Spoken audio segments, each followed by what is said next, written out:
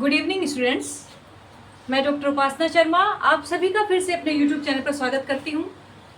बच्चों, मैं आप सभी को जानकारी दे दूँ कि अगर आप भी संगीत विषय में अपना कैरियर बनाना चाहते हैं, UP TGT, UP LT grade या संगीत विषय से संबंधित कोई भी कॉम्पिटिटिव एग्जाम की तैयारी कर रहे हैं तो हमारे चैनल को सब्सक्राइब करिए और हमारे चैनल से जुड़िए।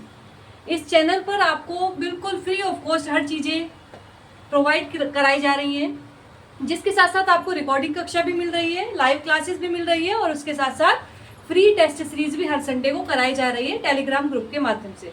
तो जो भी स्टूडेंट संगीत क्षेत्र में अपना कैरियर बनाना चाहता है, संगीत विषय में आगे बढ़ना चाहता है, वह हमारे चैनल को सब्सक्राइब कर ले, बेल आइकन प्रेस कर ले, जिससे अपकमिंग नोटिफिकेशन आपको मिलता रहे। तो बच्चों, आज हम कर रहे हैं अपनी रिकॉर्डेड क्लास की क्लास 21 और क्लास 21 में आज हम बहुत महत्वपूर्ण टॉपिक करने जा रहे हैं। उस टॉपिक का नाम है वीणा के तारों पर स्वरों की स्थापना। कई बच्चों के कमेंट भी आए हैं कि हमें मैडम ये टॉपिक क्लियर कराइए। टॉपिक बच्चों सच में ही बहुत इंपॉर्टेंट है और हर एग्जाम में, चाहे वह आपका बीपीएससी है, चाहे आप दिल्ली का डीटी प्लस भी दे रहे हैं, केवीएस दे रहे हैं, सभी में इस टॉपिक से संबंधित क्वेश्चन बनते ही हैं। और मैं आपको बिल्कुल शॉर्ट टर्म में इसको समझाने वाली हूँ। बहुत ज़्यादा थ्योरी नहीं लिखवाऊंगी, वही चीज़ें आपको कराऊंगी जो एग्जाम में लगातार पूछी जाती हैं। ठीक है बच्चों, तो हम शुरू कर रहे हैं आज वीणा के तार पर स्वर स्थापना। तो सबसे पहले तो आप ये जान लीजिए, इसके इतिहास के बारे में अगर हम जानते हैं, कई बार क्वेश्चन भी इससे बनता है कि भारतीय संगीत के इतिहास में कौन से ऐसे व्यक्ति थे सबसे पहले जिन्होंने वीणा के तारों पर स्थापना की। तो मैं आपको बता दूं, सर्वप्रथम भारतीय संगीत के इतिहास में पंडित अहोबल जी ने अपनी पुस्तक संगीत पारिजात में यह वर्णन देखने को मिलता है कि पंडित अहोबल जी ने सबसे पहले वीणा के तारों पर, वीणा के खुले तारों पर स्वरों की स्थापना की थी।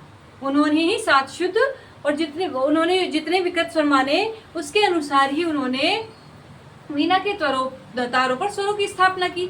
तो कई बार क्वेश्चन बनता है कि सर्वप्रथम कौन से व्यक्ति थे जिन्होंने वीणा के तारों पर स्वरों की स्थापना की, तो आप बता देंगे पंडित अहोबल जी। उनकी पुस्तक का नाम है संगीत पारिजात, जिसमें उन्होंने यह बताया है।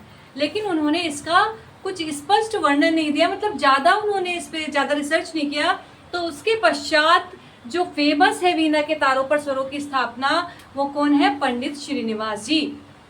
तो पंडित श्रीनिवास जी ने 17वीं शताब्दी में, श्रीनिवास जी की पुस्तक है राग तत्व विबोध, 17वीं शताब्दी में उन्होंने वीणा के खुले तारों पर स्थापना की और इनके अनुसार ही जो स्वरों की स्थापना की गई है वीणा के तारों पर, उससे ही संबंधित अधिकतर क्वेश्चन बनते हैं। पंडित अहोबल जी का केवल एक ही क्वेश्चन बनता है अगर पूछा जाता है सर्वप्रथम कौन से व्यक्ति थे जिन्होंने वीणा के तारों पर स्वरों की स्थापना की, तो आप पंडित अहोबल बताएंगे। लेकिन इससे अलग जो भी वीणा के तारों पर स्वरों की स्थापना से हमारे क्वेश्चंस बनते हैं, वो श्रीनिवास जी के द्वारा ही बनते हैं। तो 17वीं शताब्दी में पंडित श्रीनिवास जी ने अपनी पुस्तक राग तत्व विबोध में 7 शुद्ध और 5 विकृत स्वरों को किस पर साधा? वीणा के तारों पर उनकी स्थापना की। तो किस तरह से की, सबसे पहले हम जान लेते हैं। मध्य सा जो उन्होंने माना, वीणा का जो खुला तार उन्होंने लिया वो 36 इंच का माना। ठीक है, वीणा का जो भी उन्होंने खुला तार मिला, मान लेते हैं कि ये वीणा का तार है, तो ये वाला छोर उन्होंने माना, इस वाले छोर को माना उन्होंने मेरू और इधर वाले छोर को उन्होंने माना घुड़च। और ये पूरा तार कितने इंच का लिया उन्होंने? 36 इंच का। कितने इंच का, ये भी ध्यान रखेंगे कि पूरा तार उन्होंने कितने इंच का लिया? 36 इंच का। तो उन्होंने मध्य, हमारा जो सा माना, मध्य सा जो माना उन्होंने 36 इंच ही माना। मध्य सा की जो लंबाई मानी, मध्य सा की लंबाई 36 इंच ही मानी और इस पूरे खुले तार की लंबाई भी उन्होंने, पूरे खुले तार की लंबाई भी कितनी मानी? 36 इंच ही मानी। तो अगर क्वेश्चन ये बनता है कि पंडित श्रीनिवास जी ने मध्य सा की लंबाई कितनी मानी है, मध्य सा और तार सा दोनों में अंतर है, तार सा की अलग मानी है इन्होंने, तो मध्य से आप याद रखेंगे 36 इंच मानी। और उन्होंने पूरे तार की लंबाई कितनी मानी? खुले तार की लंबाई उन्होंने 36 इंच मानी। बच्चों समझ में आ रहा है यहाँ तक? अब मैं आपको एक एक करके स्थापना, कुछ जो इम्पोर्टेंट है उनकी स्थापना करके दिखाऊंगी। उसके बाद सभी 12 स्वरों की कितने इंच उन्होंने मानी वो मैं आपको बताऊंगी। तो लगातार बने रहिए हमारी वीडियो में। इसके साथ साथ जो भी स्टूडेंट्स हमारे चैनल को सब्सक्राइब कर रहे हैं, हमारी लाइव क्लासेस में भी जरूर जुड़िएगा। हमारी रोज लाइव क्लासेस 8 बजे शाम को होती है और उस पर हम इम्पोर्टेंट क्वेश्चन कराते हैं। आपको ऐसे क्वेश्चन कराते हैं जो अगले एग्जाम में यूपी टीजीटी एलटी ग्रेड में आने की संभावना है, संभावित क्वेश्चन करा रहे हैं। और पिछले जितने भी एग्जाम पेपर हैं उनको भी हम रिवाइज करा रहे हैं, क्योंकि उनसे संबंधित क्वेश्चंस लगातार बनते रहे हैं। ठीक है, तो बच्चों समझ में आ गया। खुले तार की लंबाई 36 इंच और मध्य सा की लंबाई भी इन्होंने 36 इंच ही मानी। ठीक है, नेक्स्ट अब हम करेंगे बच्चों, सबसे पहले पंडित श्रीनिवास जी ने जो तार सा की स्थापना की, तार सा की स्थापना उन्होंने कितने इंच पे की और कैसे की, ये समझ लेते हैं। ठीक है, इसकी एक पूरी थ्योरी लिख लीजिए कि तार सा की लंबाई निकालने के लिए, तार सा की लंबाई निकालने के लिए उन्होंने पूरे 36 इंच के तार को, पूरे, अभी मैंने आपको बताया कि उन्होंने जो पूरा तार की लंबाई मानी, अपने पूरे खुले तार की, वीणा के तार की जो लंबाई मानी, कितनी मानी, 36 इंच। तो तार सा की लंबाई निकालने के लिए उन्होंने पूरे 36 इंच के तार को 2 बराबर भागों में बांटा, 2 बराबर भागों में बांटा।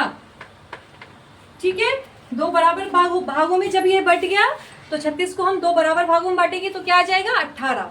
18 इधर, 18 इधर, 18 दूनी 36 हो जाता है। तो तार सा की लंबाई इन्होंने घुड़त से 18 इंच मानी।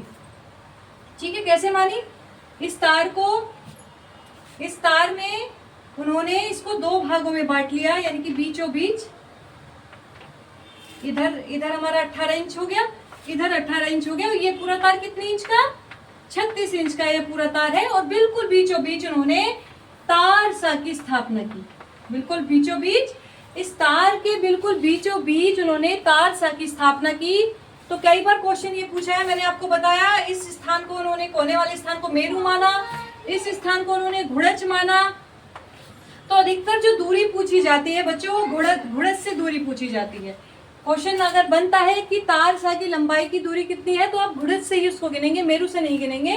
तो अगर घुड़च से गिनेंगे तो ये 18 इंच का आधा तार है, 18 इंच का इधर बीचों बीच स्थापना की गई, तो ये जो लंबाई है इसको हम तार सा की लंबाई मानेंगे। तो 18 इंच की दूरी पर तार सा की स्थापना हुई। तो आप याद रखेंगे तार सा की स्थापना कितने इंच पर हुई, 18 इंच की। ये घुड़च से भी 18 इंच की दूरी पर है और मेरू से भी 18 इंच की दूरी पर है। ठीक है, तो याद रखेंगे तार सा की स्थापना 18 इंच पर, बिल्कुल 36 इंच के तार के बिल्कुल बीचों बीच, यानी कि 36 इंच के तार को 2 बराबर भागों में जब बांट लिया तो बिल्कुल बीचों बीच तार सा की स्थापना की गई। आपसे कुछ नहीं पूछा जाएगा, ये कुछ नहीं पूछा जाएगा टीजीटी या एलटी में कि कितने भागों में बांटा या नहीं बांटा। आपसे सीधा क्वेश्चन किया जाएगा कि बताइए तार सा की लंबाई कितनी है। या कई बार ये पूछ लिया जाता है घुड़च से तार सा की, वीणा के तार पर जो स्थापना की गई उसमें तार सा की घुड़च से दूरी कितनी है, तो आप घुड़च से बता देंगे, घुड़च से दूरी। या आप पूछ लेंगे कि कितने उन्होंने तार के जो भाग बताए वो कितने उन्होंने माने, जैसे घुड़च माना और मेरू माना, इधर वाला पार्ट मेरू माना, इधर वाला उन्होंने घुड़च माना। ठीक है, तो बच्चों समझ में आ गया तार सा की स्थापना किस तरह से उन्होंने की। इसके बाद बात करते हैं हम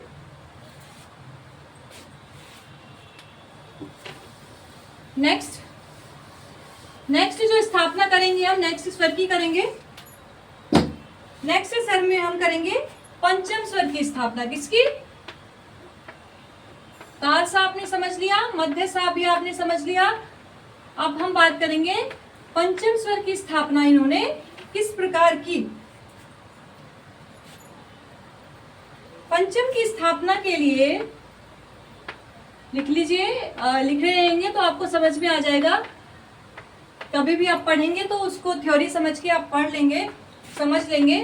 पंचम स्वर की स्थापना के लिए पंडित श्रीनिवास जी ने, या पंडित श्रीनिवास जी लिख लें, या इन्होंने मेरू और तारसा के बीच की दूरी ली और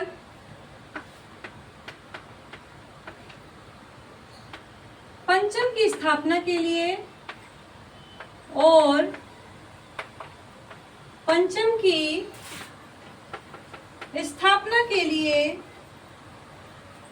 मेरु और तारसा के 18 इंच को 3 बराबर भागों में बांटा। 3 बराबर भागों में बांटा। ठीक है। पंचम की स्थापना करने के लिए इन्होंने क्या किया, जो अभी हमने तारसा की स्थापना की थी उससे इधर जो मेरु था, मेरु और तारसा के बीच की जितनी भी हमारी दूरी है उसको इन्होंने 3 भागों में बांट दिया। तो हमने इस तरह से बनाया था, ये हमारा पूरा 36 इंच का तार था, बीचों बीच इसमें 18 इंच पे तारसा की स्थापना की गई। ठीक है, तारसा की स्थापना की गई। ये 18 इंच है ये वाला, ये पार्ट, और ये वाला पार्ट 18 इंच है। तो बिल्कुल बीचों बीच तारसा की स्थापना की गई। ये है मेरु और ये है घुड़च। तो पंचम की स्थापना में क्या कहा गया है, मेरु और तारसा के बीच की दूरी ली। मेरु और तारसा के बीच की दूरी कितनी है बच्चों, 18 इंच है ना। तो इन्होंने मेरु और तारसा के 18 इंच को 3 बराबर भागों में बांटा। अगर 18 को हम 3 बराबर भागों में बांट देंगे तो कितना आ जाएगा, 6 6 6, 3 पार्ट बन जाएंगे। ठीक है, अगर हम मान लेते हैं इस तरह से हम इस 18 इंच को बांट लेंगे, 1 2 3, तो 6 6 6, 3 बराबर भागों में बांट लिया। अब इसके 3 बराबर भाग हो गए तो दूसरे भाग के 3 बराबर भागों में बांटा और दूसरे भाग के अंत में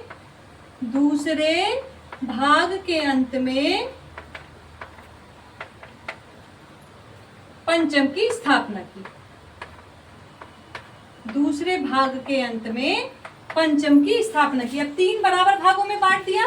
ठीक है बच्चों, तो दूसरा भाग कौन सा है, पहला भाग ये है, दूसरा भाग ये है। तो दूसरे भाग के अंत में, यानी कि यहाँ पर इन्होंने किसकी स्थापना की थी, कर दी पंचम की स्थापना।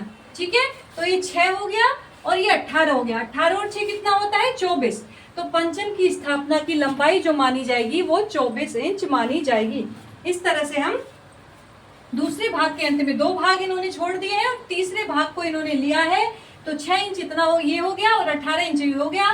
तो 18 + 6 यानी कि 24 इंच। ठीक है, तो घुड़च से ही दूरी हमेशा गिनते हैं। अब घुड़च से ये आधा तो 18 इंच तो था ही और 6 और प्लस हो गया। तो यहाँ पर इन्होंने पंचम की स्थापना कर दी और ये 24 इंच का हमारा पंचम बैठ गया। तो अगर पूछा जाएगा कि घुड़च से पंचम स्वर की जो लंबाई है वो कितनी है, तो आप बताएंगे 24 इंच। या सिंपल ही पूछा जाएगा पंडित श्रीनिवास जी के अनुसार पंचम की लंबाई कितनी मानी गई है, तो आप 24 इंच बताएंगे। ठीक है बच्चों, तो ये हो गई हमारी पंचम स्वर की स्थापना। ये थ्योरी आप जरूर लिख लीजिए। अगर थ्योरी आपने नहीं लिखी है तो थ्योरी फिर आपको समझ में नहीं आएंगी चीजें। ठीक है, थ्योरी जरूर आप लिखिएगा। चलिए अब नेक्स्ट करते हैं। अब हम स्वर, कौन सी स्वर की स्थापना करते हैं, मध्यम स्वर की स्थापना। किस स्वर की स्थापना करेंगे, मध्यम स्वर की स्थापना। हमने पंचम भी समझ लिया, मध्य सा भी समझ लिया, तार सा भी समझ लिया। अब हम करेंगे मध्यम स्वर की स्थापना। बच्चों ये चीजें मैं आपको समझा रही हूँ। अगर आपको नहीं समझ में आती है, किसी कारणवश कोई चीजें आपको नहीं समझ में आ रही, आप कमेंट करिएगा, तुरंत मैं आपको तुरंत रिप्लाई करूंगी और उसको नेक्स्ट वीडियो में फिर आपको समझाऊंगी। आपको सब चीजें समझ में आनी चाहिए, इसलिए मैं अपना समय दे रही हूँ। मुझे कोई दिक्कत नहीं है आपको बार बार समय देने में, बस चीजें आपको क्लियर होनी चाहिए। और ये उन विद्यार्थियों के लिए, संगीत विद्यार्थियों के लिए जो अफोर्ड नहीं कर सकते पेमेंट करना, और मैं आपको बिल्कुल फ्री ऑफ कॉस्ट ये चीज़ें करा रही हूँ। कुछ भी चीज़ें अगर आपको नहीं समझ में आ रही है बार बार पूछिए, लेकिन सिलेक्शन आपको जरूर लेना है। संगीत में नौकरी अवश्य पानी है, संगीत क्षेत्र में आगे बढ़ना है। ठीक है बच्चों, मध्यम स्वर की स्थापना के लिए, इसकी स्थापना के लिए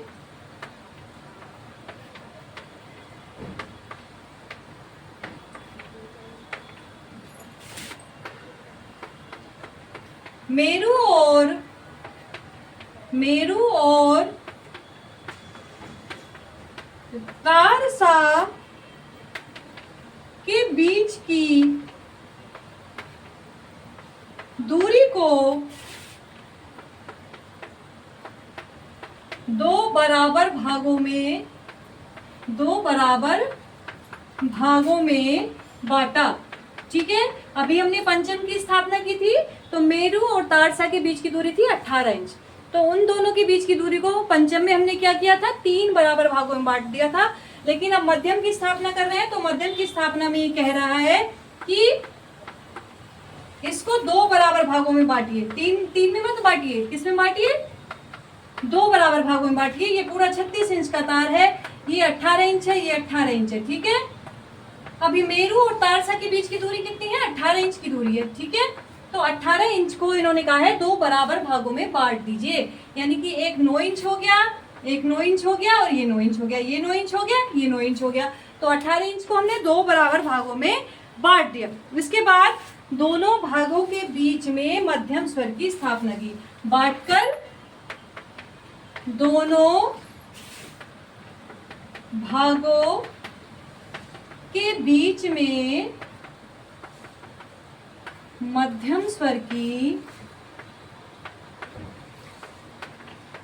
स्थापना की। ठीक है, अब 9 इंच इधर हो गया, 9 इंच इधर हो गया। अब इसके बीच में यहाँ पर मध्यम स्वर की स्थापना इन्होंने की। मध्यम स्वर कहाँ पर आ गया, इन दोनों के बीच में। और अगर हम घुड़त से इसकी दूरी हमेशा याद रखेंगे, अगर हम लंबाई की बात कर रहे हैं तो हम हमेशा घुड़त से ही उसको काउंट करते हैं। तो घुड़त से तारसा ये 18 इंच का है, और 9 ये प्लस हो जाएगा। 18 और 9 को हम प्लस कर देंगे तो कितना इंच बैठ गया, 27 इंच। तो कितना इंच बैठ गया हमारा मध्यम, 27 इंच। तो घुड़त से मध्यम की दूरी है 27 इंच। आपको बनाना सिखा रही हूँ, लेकिन मुख्य आपको यही याद रखना है। मध्यम कितनी इंच पर बैठा, पंचम कितनी इंच पर बैठा, तारसा कितनी इंच पर बैठा, इंच से ही क्वेश्चन बनते हैं। तो आपको क्वेश्चन इसी तरह से बनेंगे, समझ तो लीजिए ही, लेकिन इसको याद रखना बहुत जरूरी है। ठीक है बच्चों, तो मध्यम क्लियर हो गया। इसके बाद हम नेक्स्ट स्वर की स्थापना करते हैं। ये मैं आपको बना के दिखा रही हूँ, एक और बनाकर दिखा देती हूँ। इसके बाद फिर आप इसी तरह याद कर लेना हमारे जो 12 स्वर हैं कि कोमल रे की कितने इंच पर हुई, कोमल ग की कितने इंच पर हुई। बस आप इतना याद कर लेंगे तो ही एग्जाम के लिए पूरा होगा। नेक्स्ट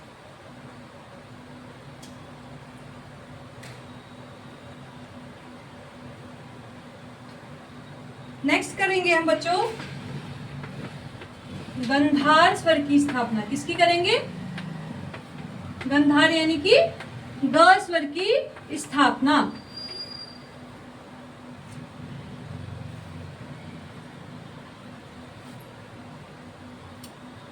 मेरु और पंचम के इस स्वर की स्थापना के लिए लिख लीजिए, इस स्वर की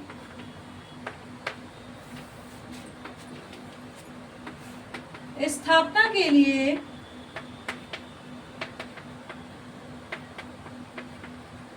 मेरु और पंचम के बीच की दूरी को 2 बराबर भागों में बांटा। 2 बराबर भागों में बांटा। फिर इन दोनों बराबरों के दोनों भागों के बीचों बीच, दोनों भागों के बीचों बीच इन्होंने पंडित श्रीनिवास जी ने गांधार स्वर की स्थापना की। बच्चों ये थ्योरी आप लिखते जाइए, ठीक है, थ्योरी आप लिखते जाइए। ये थ्योरी लिख लेंगे तो आप क्या होगा, अगली बार जब कभी भी आप पढ़ेंगे तो आपको इस थ्योरी को पढ़ के एकदम याद आ जाएगा। ठीक है, अब हम याद कर लेते हैं मेरु और पंचम की कैसे की गई थी। मेरु और पंचम की स्थापना मेरू और पंचम में 12 इंच का अंतर था। कितने इंच का अंतर था? 12 इंच का अंतर था। इसको मेरू मान लेते हैं हम, इसको पंचम मान लेते हैं। और ये 12 इंच का तार था, इस तरह से पंचम की स्थापना की गई थी। तो 6-6 का हम मान लेते हैं। 6-6 का 2 बराबर भागों में बांट दिया हमने। एक 6 का ये हो गया, एक 6 का ये हो गया। तो इसके बीचों बीच इन्होंने क्या की? गांधार स्वर की स्थापना की। गले में वो आ रहा है। बीचों बीच गांधार स्वर की इन्होंने स्थापना कर दी। तो इधर हमारा 24 इंच का तार बच गया और 6 ये बीचों बीच यहाँ पर गांधार स्वर हो गया। तो 24 और 6 30 इंच, 30 इंच पर गांधार स्वर की स्थापना की।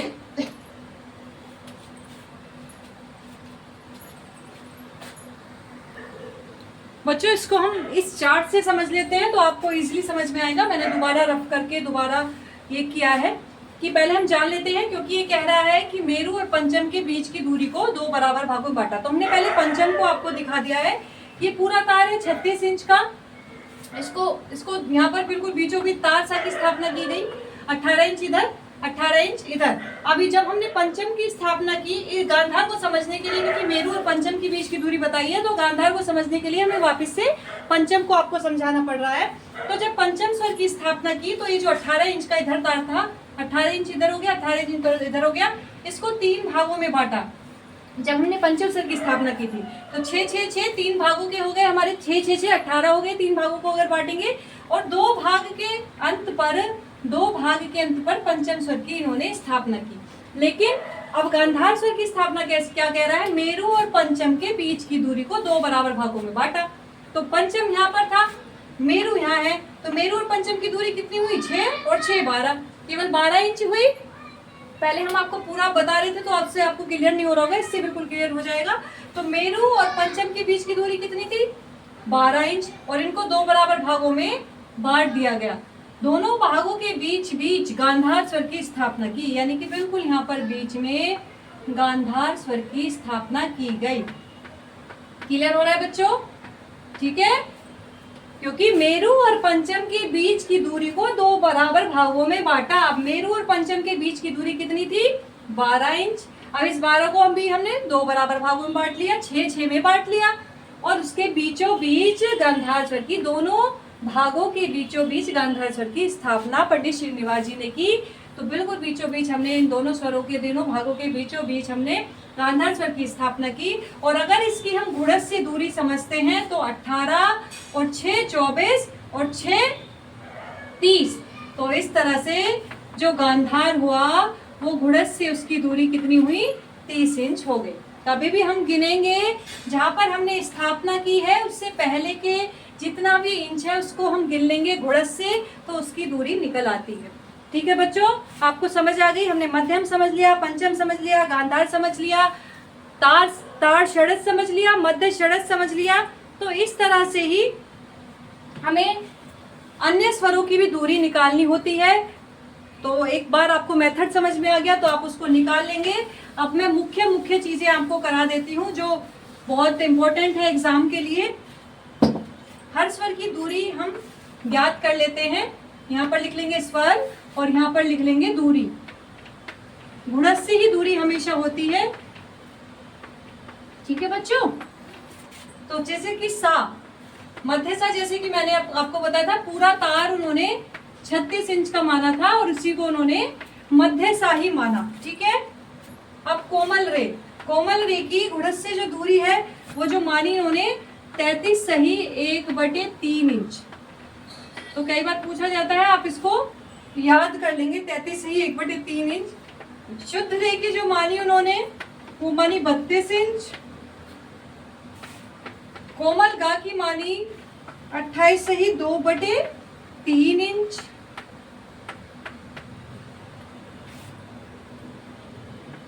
शुद्ध गा की उन्होंने, जैसे कि मैंने अभी आपको समझाया, 30 इंच उन्होंने मानी। ठीक है बच्चों?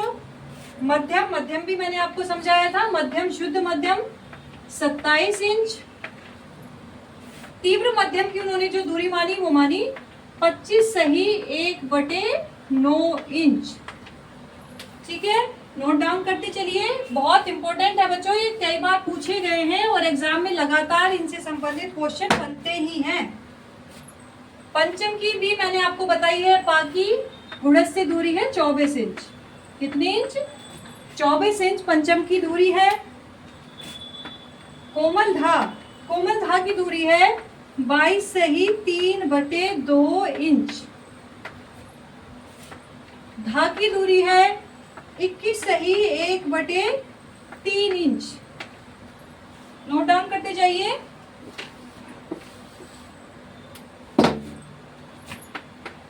कोमल नी की दूरी है 19 सही 1/9 इंच। शुद्ध नी की दूरी है 20 इंच। और तारसा आपको पता ही है 18 इंच पर बिल्कुल बीचों बीच, पूरे तार के, खुले तार के बिल्कुल बीचों बीच इन्होंने तारसा की स्थापना की।